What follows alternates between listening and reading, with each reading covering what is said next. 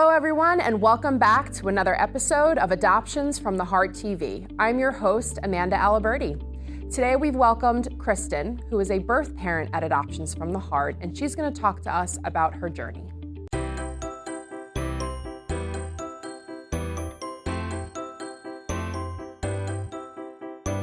Welcome, Kristen. Thank you so much for coming on this platform and being willing to share some of the vulnerable parts to your life.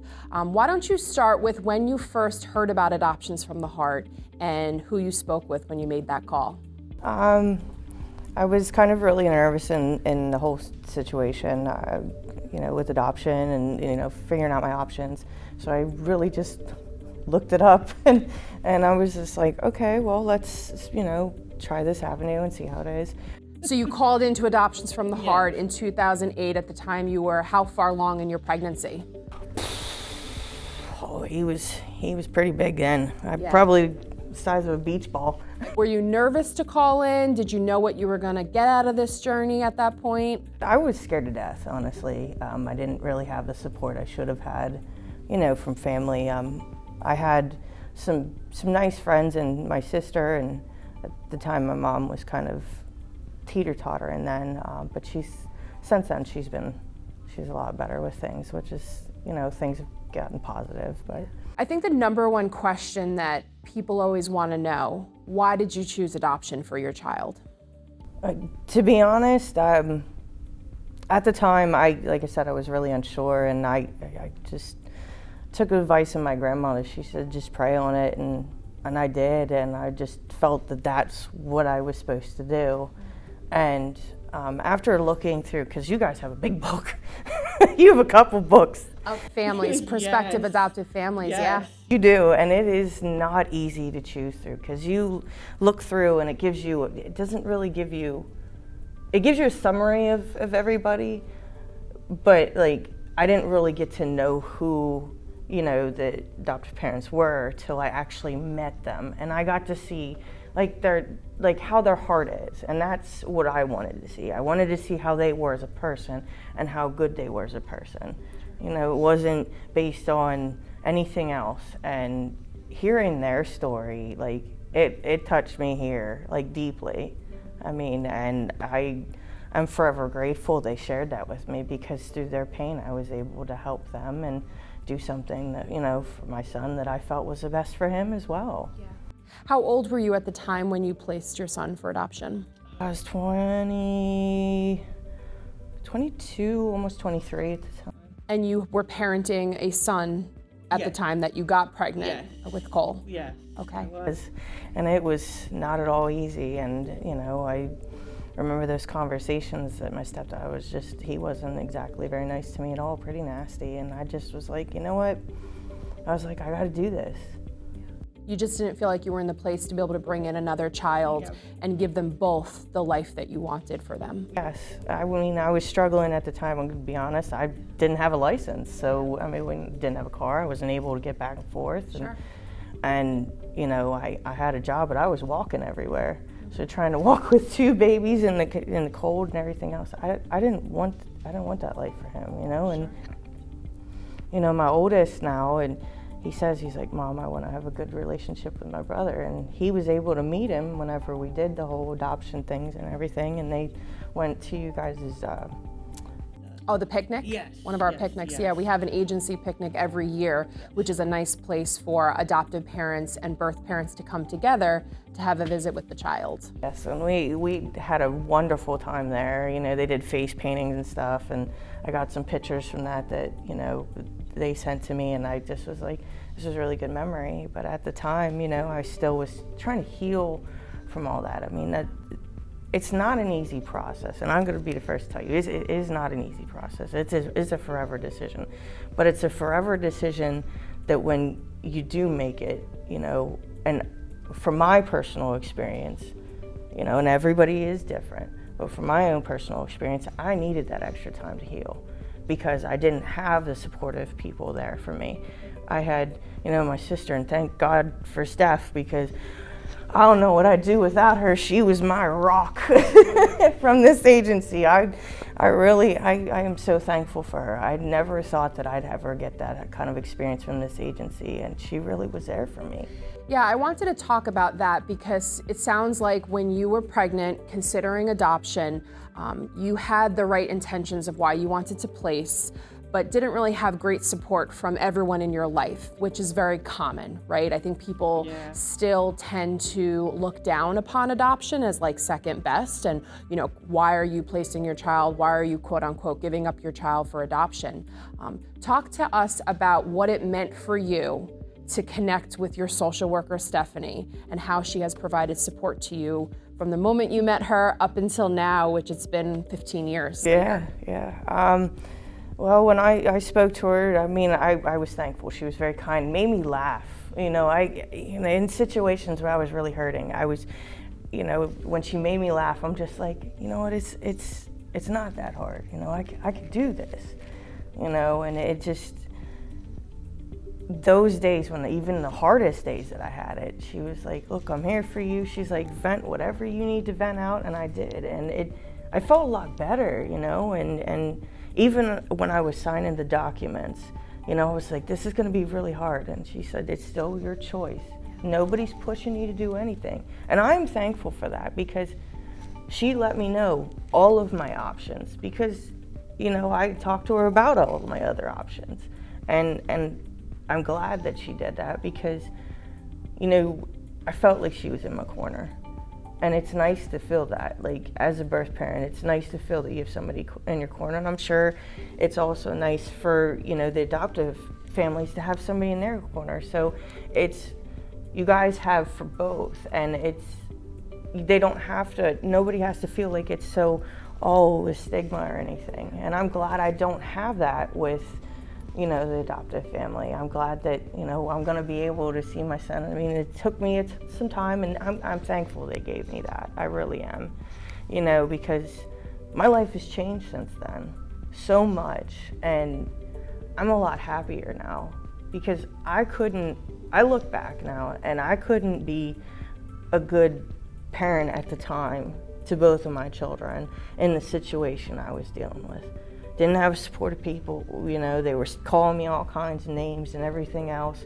And at one point I was just like so depressed that my mom, she's watching me go through this, and she's like, that's the hardest thing I had to see you do.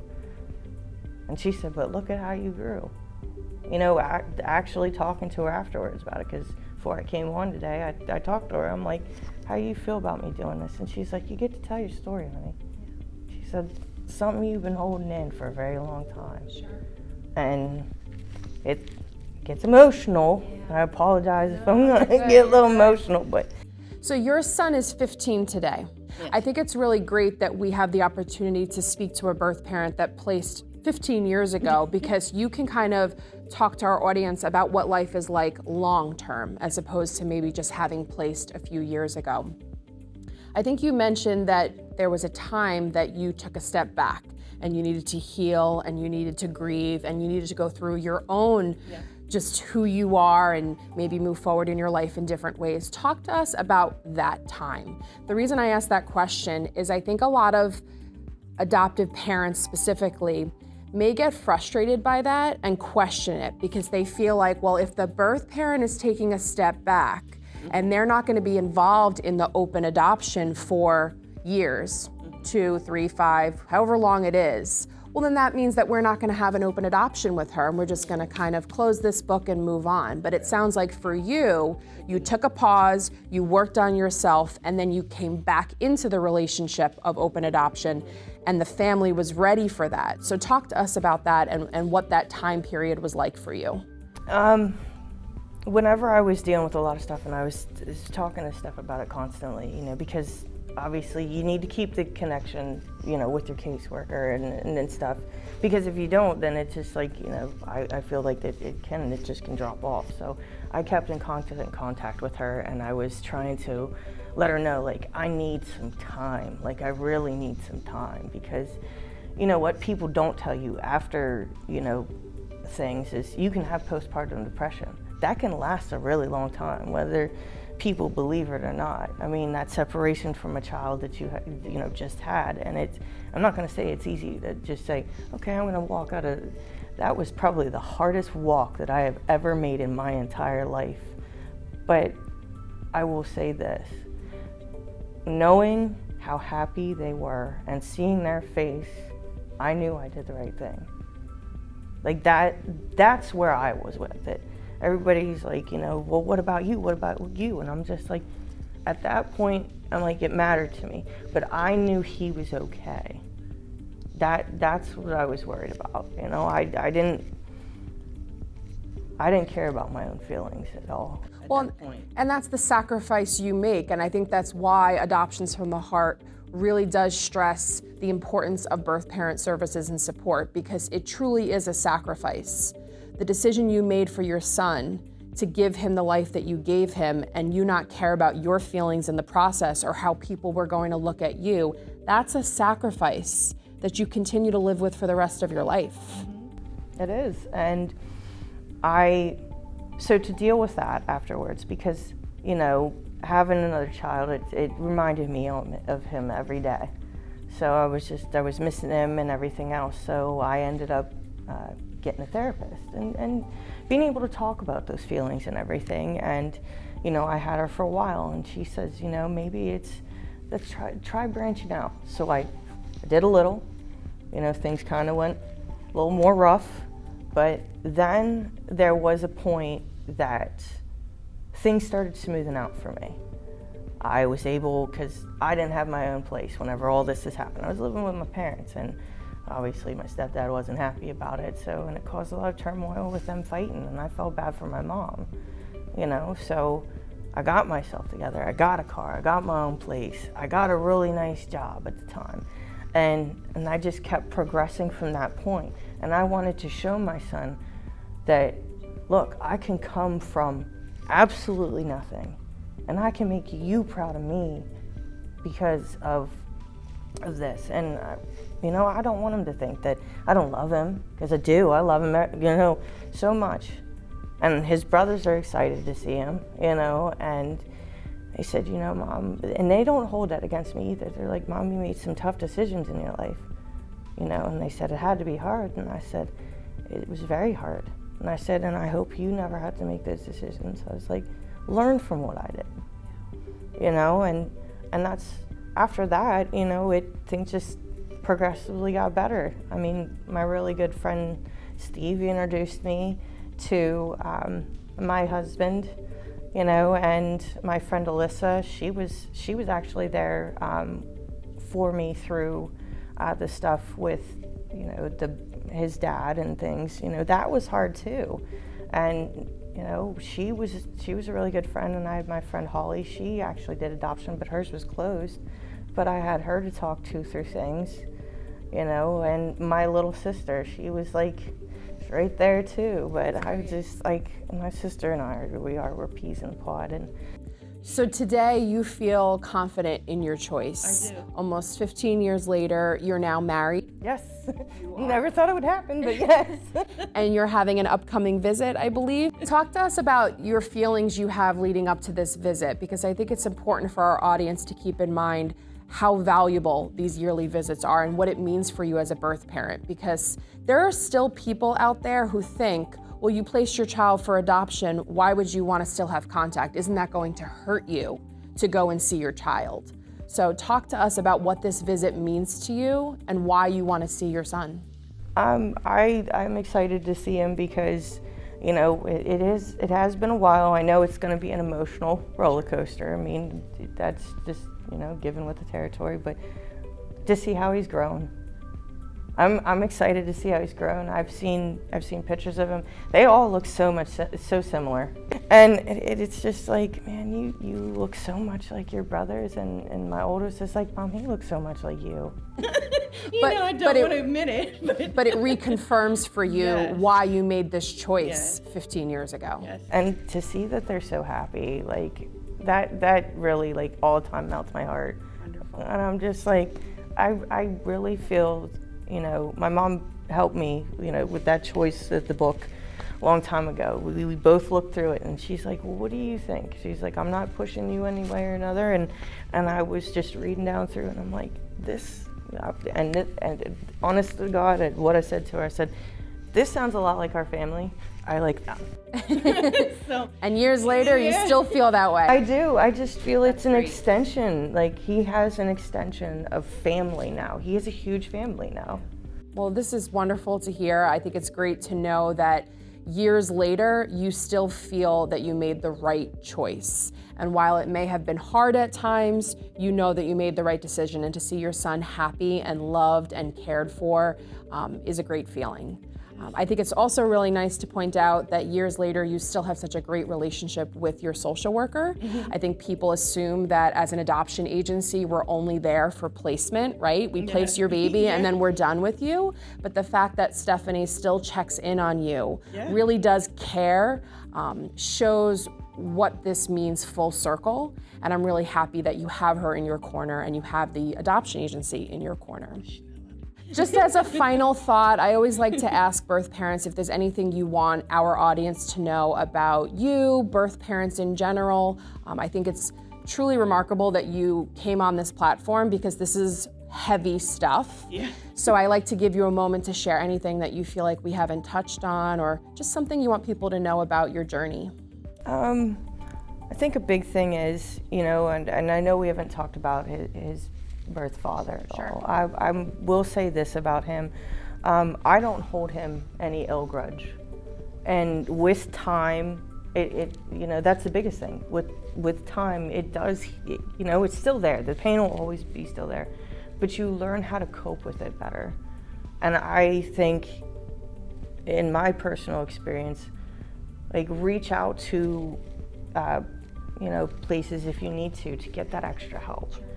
And don't, there is tons of people out, and I thought I was so alone, and realizing that there's so many in you guys' little community, even on, online and everything, that there is so many that you can talk to, because they gave me the courage to talk today, and you guys, and it feels good to know that I'm not so alone. And I want everybody to know that you don't have to feel so alone. That you have people in your corner, and they will not push you regardless of the decision. So, I mean, and I'm just hoping out of all this, he finds time to also maybe connect with his birth father, maybe get his side of the story. I mean, granted, we didn't see eye to eye at one point, but as I grew older, I'm like, you know what? He's doing his life and I'm doing mine.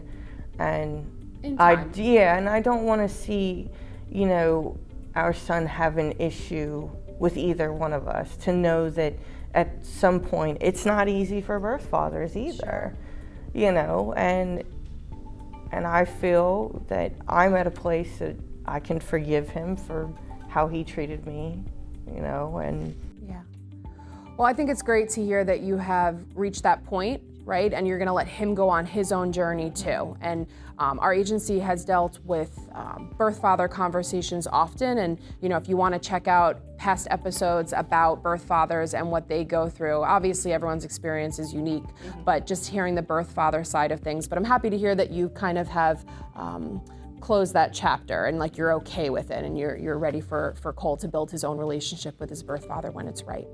So we just want to thank you again, Kristen. Truly, the fact that you feel comfortable enough to talk about your experience, we're thankful for. I know our audience loves to hear from birth parents because it's not a super common interview that we're able to get. So thank you. I'm happy that you're in a good place. Keep living your life. I hope your son Cole grows up to be everything you want him to be. I'm excited for that. Yeah, absolutely. And thank you to our audience for tuning in and hearing from amazing women like Kristen. If you are pregnant or maybe placed a child for adoption and you're struggling and would love to connect with someone like Kristen, feel free to call your local Adoptions from the Heart office and we can connect you. I think it's always great to create a community where folks can lean on each other for support. So thank you guys so much. Continue to tune in. Take care.